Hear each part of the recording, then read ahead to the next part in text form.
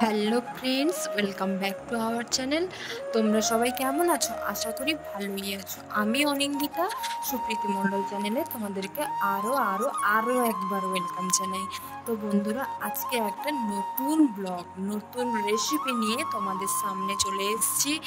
তো বন্ধুরা, এখন ভীষণ গরম, এখন বৈশাখ মাসের ভীষণ গরম, লু বইছে।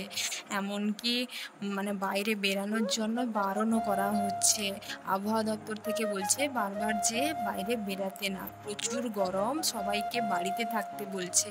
তো এই গরমে ভাবলাম যে গরমে সবাই তো বাড়িতেই আছে, বাড়িতে থাকলে দেখবে এটা সেটা খেতে ইচ্ছে করে, বিশেষ করে মুখরোচক জিনিস। তো সেই হিসেবেই তোমাদের কাছে একটা মুখরোচক নতুন রেসিপি নিয়ে এসেছি। তো রেসিপিটা হচ্ছে আলুর স্প্রিং চিপস। তো এই আলুর স্প্রিং চিপস বাচ্চা থেকে শুরু করে বড়রা একদম বয়স্ক পর্যন্ত সবাই দেখবে আলুর চিপস খেতে সবার প্রিয়, আর সবাই খুব পছন্দও করে। তো সেই ভেবেই বন্ধুরা তোমাদেরকে একটা আলুর নতুন স্প্রিং চিপস রেসিপি নিয়ে তোমাদের সঙ্গে শেয়ার করতে এসেছি। তো এই আলুর স্প্রিং চিপস কেমনভাবে তোমরা বানাবে, তো বন্ধুরা তার জন্য কি করতে হবে, তোমাদেরকে না স্কিপ করে ব্লগটা দেখতে হবে। তো চলো, এই যে দেখো, আলুকে ভালো করে একটা পাত্রে জল ঢেলে ভালো করে ধুয়ে নিচ্ছি, কারণ আলুর গায়ে তো কাদা থাকে, কাদা বালি, ওই জন্য তাকে ভালো করে হাত দিয়ে ঘষে ঘষে ধুয়ে নিচ্ছি।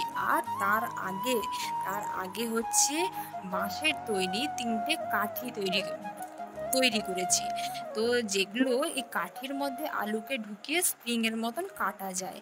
তো এই যে দেখো, আলুকে ভালো করে মুঠিতে ছাড়িয়ে নিয়েছি, পুরো ফ্রেশ করে নিয়েছি ধুয়ে। তারপর যে বাঁশের কাঠি যে বানিয়েছিলাম, ওই কাঠিতে আলুটাকে ভালো করে সোজাসুজি, যাতে না বেঁকে যায়, বেঁকে গেলে চিপসটা ঠিক করে কাটা যায় না, একদমই সোজাসুজি এ প্রান্ত থেকে ও প্রান্ত ফুটো করে ঢুকিয়ে নিয়েছি ওই কাঠির মধ্যে। আর ওই কাঠির মধ্যে ঢুকিয়ে নেওয়ার পর সেগুলোকে খুব সূক্ষ্মভাবে ধরে ধরে সরু সরু সরু, একদমে পুরো ব্লেড পাতের মতন সরু সরু করে কেটে নিচ্ছি। এই যে কাটাটা তোমরা দেখতেই তো পাচ্ছ ভিডিওতে, কেমন ধৈর্য ধরে শুধু সেটাকে কাটতে হয়। তো অনেকের ঘরে আলু চিপস বানানোর জন্য মেশিন থাকে। তো যাদের বাড়িতে মেশিন আছে বন্ধুরা, তোমরা তো খুব সহজে ইজিলি কাটতে পারবে আলুর চিপস। কিন্তু যাদের বাড়িতে মেশিন নেই, যেমন আমার বাড়িতেও আলুর চিপস কাটার মেশিন নেই, তার জন্য কি খাবো না, না মনের ইচ্ছেটাকে বাদ দিয়ে দিই, সেটা তো হয় না। মনে যখন ইচ্ছে এসছে একবার আলুর স্প্রিং চিপস খাবো, তো তার মানে সেটাকে করবো যেমন ভাবে হোক।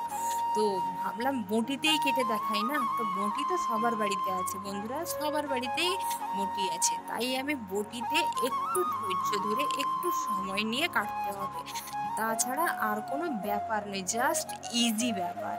তো আমি দেখো খুব ধৈর্য ধরে সেটাকে কাটছি বটিতে বটিতে কেটে কেটে। তারপরে যখন কাঠিতে আস্তে আস্তে করে টেনে একটা স্প্রিংয়ের মতন লম্বা করে বানিয়েছি, দেখো সেটাকে দেখতে খুব খুব সুন্দর লাগছে। জানি না রান্না করার পর কেমন টেস্ট হবে, কিন্তু একটা কথাই আছে না, দেখতে সুন্দর হলে জিনিস সেটা ভালোই হয়।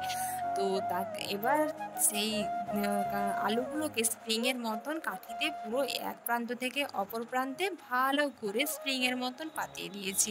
তারপরে আলুটাকে আবার আবার পরিষ্কার জলে ভালো করে ধুয়ে নিয়েছি, কারণ আলুর তো একটা কষ থাকে, ওই কালো কষটা থাকলে কিন্তু দেখতে খুব একটা ভালো লাগবে না, তার জন্য আবার ভালো করে পরিষ্কার জলে ধুয়ে নিয়েছি। এবার একটা পাত্রে ওই যে আলুর স্প্রিং চিপস বানানোর জন্য যে উপকরণগুলো লাগবে সেগুলো একটা পাত্রে সব রকম দিতে আছি। তো কি কি উপকরণ লাগছে সেটা শুধু বন্ধুরা দেখে নাও। এই যে দেখো, প্রথমে আমি চালের গুঁড়ো নিয়েছি। তো আমি 3টে কাঠিতে পটেটো চিপস বানাচ্ছি বলে আমি 4 চামচ চালের গুঁড়ো নিয়েছি, আর তাতে পরিমাণ মতন লবণ নিয়েছি। লবণ ছাড়া তো বন্ধুরা কোনো খাবারই টেস্ট হয় না। তারপরে দেখো এটা লঙ্কা গুঁড়ো ঠিকই, এটা কিন্তু কাশ্মীরি লঙ্কা গুঁড়ো, যেটা কালার করবে। তো আমি কাশ্মীরি লঙ্কা গুঁড়ো 1 চামচ আর 1/2 চামচ নিয়ে নিয়েছি। আর এটা হচ্ছে গোলমরিচের গুঁড়ো, তো গোলমরিচের গুঁড়ো আমি 1 চামচ নিয়েছি। আর তাহলে বন্ধুরা কি কি দিলাম, চালের গুঁড়ো, কাশ্মীরি লঙ্কা আর গোলমরিচের গুঁড়া, আর তাতে দিচ্ছি ফুড কালার দিলে খুব সুন্দর কালার একটা বেরোয়, যেমন কাশ্মীরি লঙ্কা একটা কালার দিবে আর ফুড কালারও একটা কালার দিবে। তো দুটোকে যখন মিক্সড করে তৈরি করব তাহলে সেটা খুব সুন্দর কালার বেরাবে। আর তাতে দিচ্ছি তোমার পরিমাণ মতন জল। এই যে দেখো আমি অল্প জল দিয়ে প্রথমে ফিটিয়ে নিচ্ছি, কারণ এতে যদি বেশি জল পড়ে যায় তাহলে আলুতে কিন্তু এগুলো ধরবে না। তার জন্য আমি প্রথমে অল্প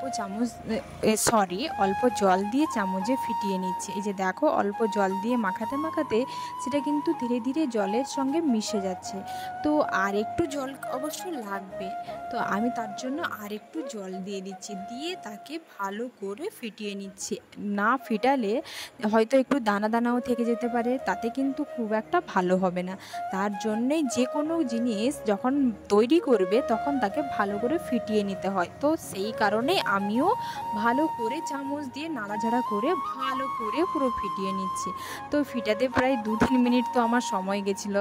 তো বন্ধুরা তোমরাও যখন বাড়িতে করবে তখন তাকে ভালো করে ফিটিয়ে নিবে, প্রায় 3 মিনিট মতন সময় হাতে ধরে তাকে ফিটিয়ে নিবে। এই যে দেখো ফিটিয়ে নিতে একটা সুন্দর কালারও হয়েছে।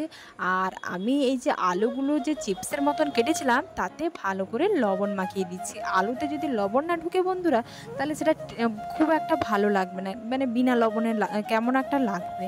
তো এবার দেখো কড়াইটা গরম করে নিয়েছি আর তাতে তেলও দিয়ে দিয়েছি। তো তেলটা একটু বেশি পরিমাণে দিতে হবে যাতে আলুর ওপরে তেলটা থাকে, না হলে আলুটা সেদ্ধ হবে না ঠিক করে।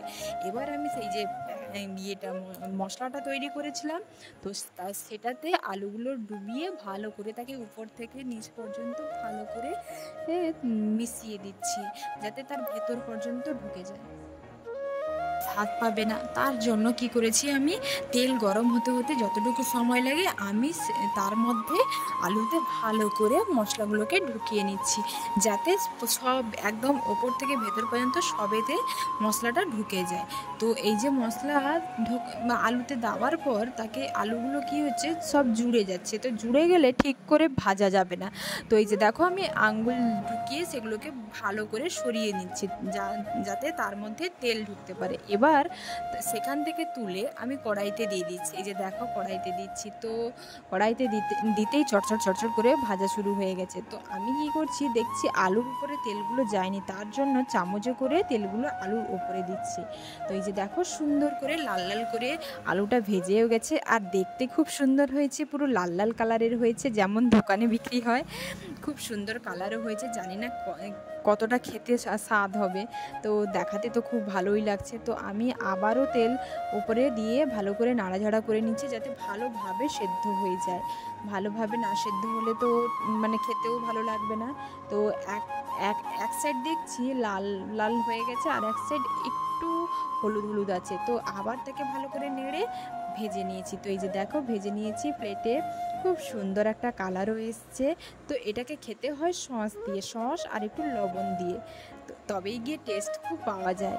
তো আজকের এই রেসিপিটা বন্ধুরা তোমাদের কেমন লাগলো অবশ্যই কমেন্ট করে জানাবে, আর লাইক সাবস্ক্রাইব করতে ভুলবে না। সবাই ভালো থেকো, সুস্থ থেকো, আবার দেখা হবে পরের ব্লগে।